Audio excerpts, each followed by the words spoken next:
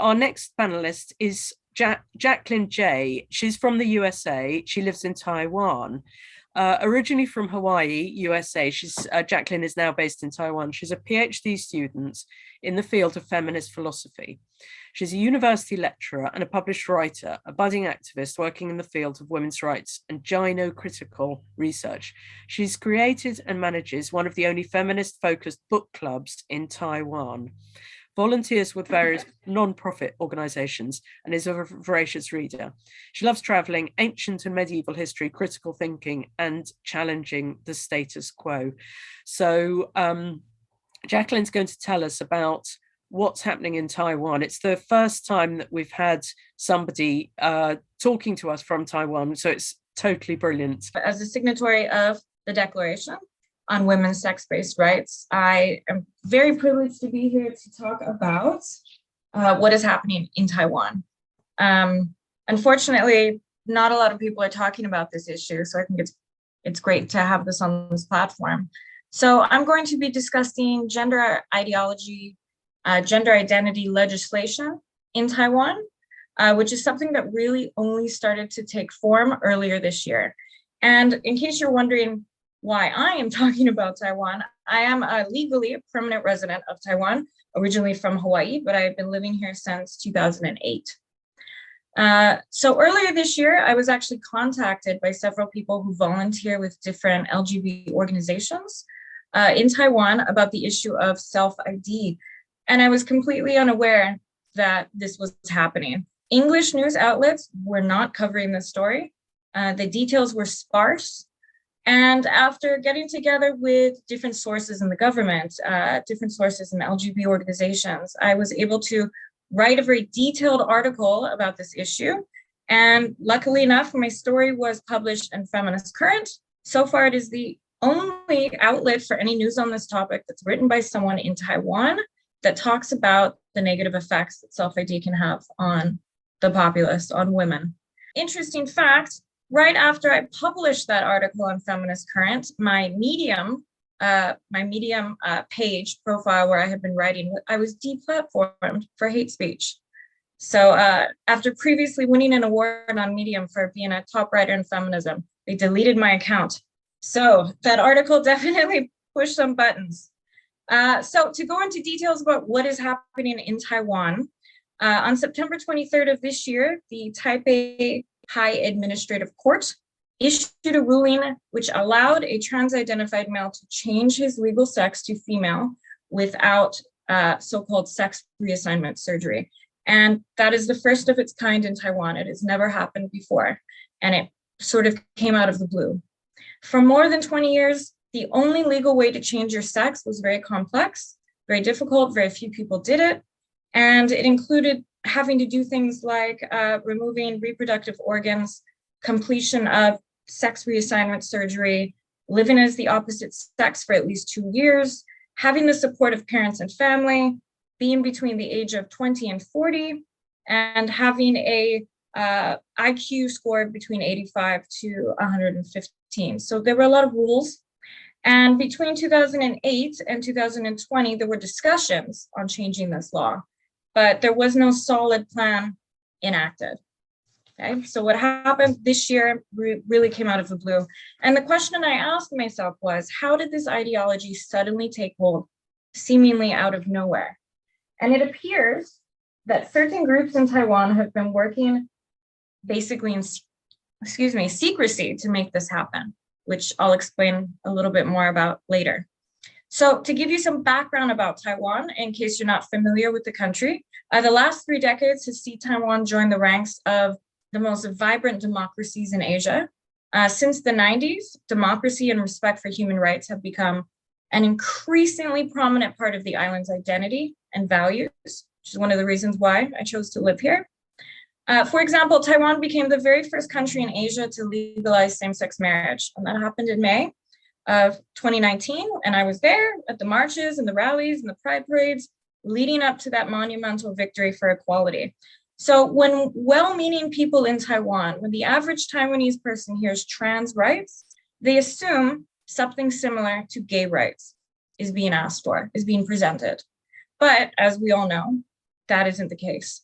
And what campaigners mean by trans rights, as we know, is the right to identify as the opposite sex, socially, legally, and in every other context, which is not something that is being made clear to the Taiwanese populace. So the Chinese news outlets that have covered this case all did so with no comment on how these changes would impact women in Taiwan.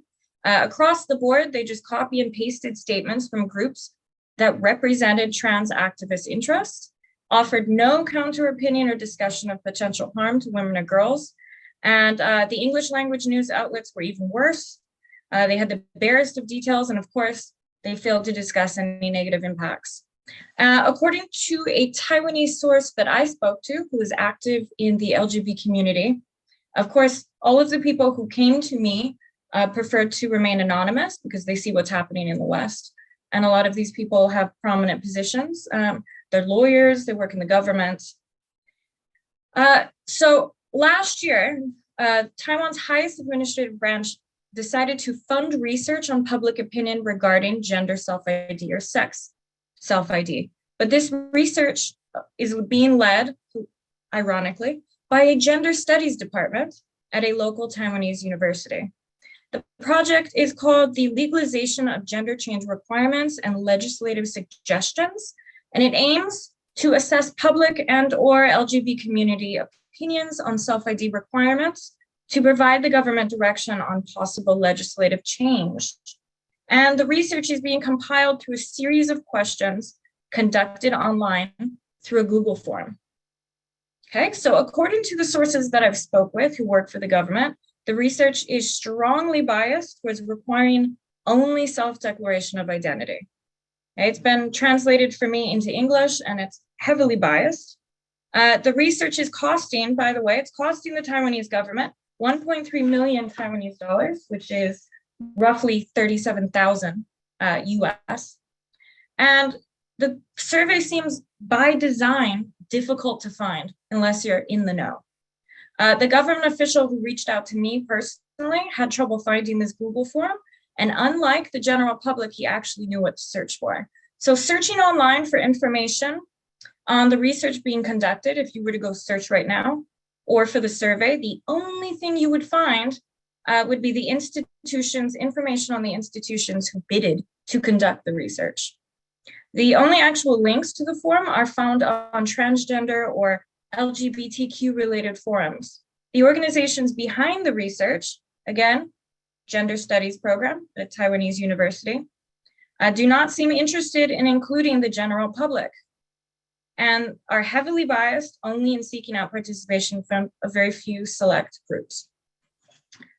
Why are they doing this? Convincing people to accept identities that are entirely subjective and have no basis in material reality is not an easy task, which is probably why this recent ruling was a surprise to so many in Taiwan, myself included. If you want everyone to accept your gender identity as valid, then the populace must be persuaded that sex bodies are not material and that gender identities are. And if you think you can't convince your populace, then you will try to push through laws without their knowledge and without their informed consent. And it's very disappointing for me living here to see a thriving democracy like Taiwan circumvent discussion on this topic and use sleight of hand to pass a law that will negatively impact its citizens. And it's very reminiscent of its recent authoritarian past under the guise of being inclusive. And it's disappointing to see that women's organizations here and the general public have been completely left out of the conversation. The government should be able to provide legal protections for trans-identified people without eroding the legal status, the rights, and the existence of women. As we all know, language matters because that is how we describe reality. And when we erase the meaning of the word woman, we erase women, the oppression that we as women face, and the rights that women have fought for. The good news is there is a huge backlash being felt. A very big backlash is happening. It started on social media. The popular Asian social media platform called Plurk. It's very popular in Taiwan. You may not have heard of it. I hadn't heard of it until recently. They found my article on Feminist Current. they took it, they translated it word by word into Chinese. They posted it all over social media.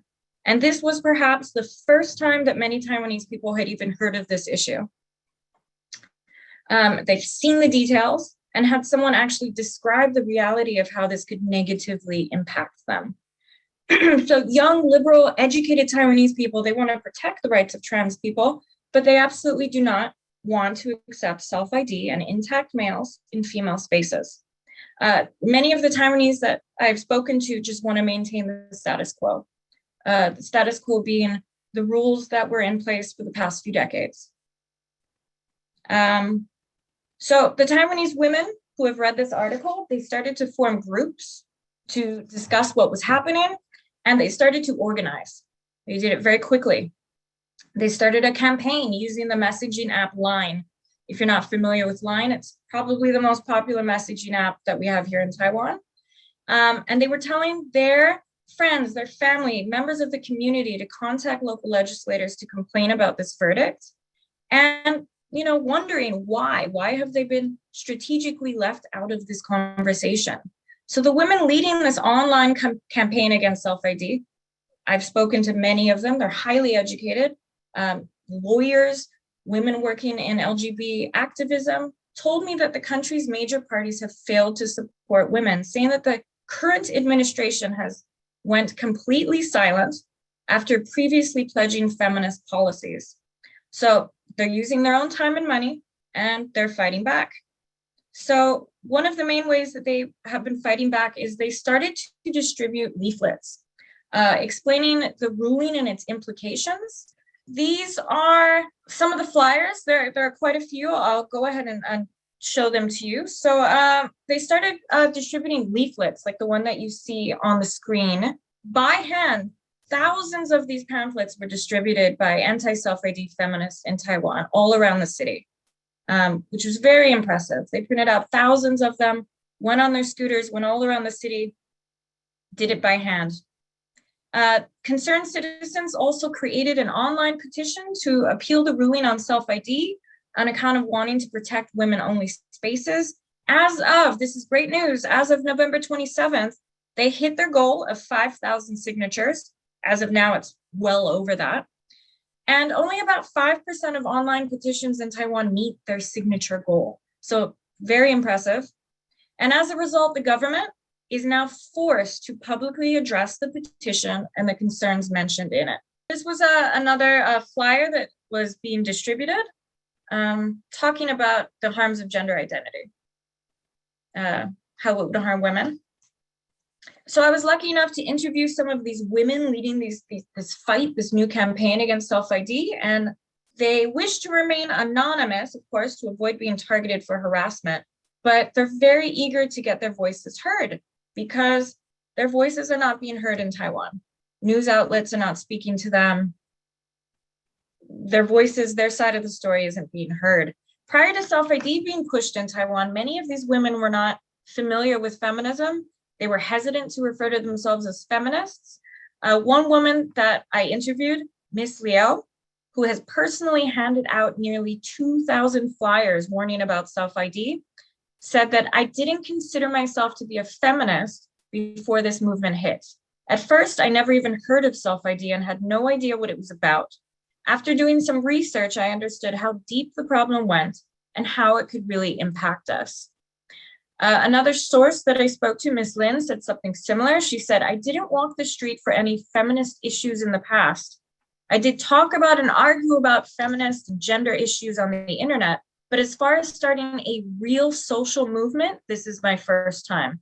I looked up the vocabulary gender critical and decided this is where I stand. This is probably my favorite flyer because it just gets straight to the point. This one's not pulling any punches.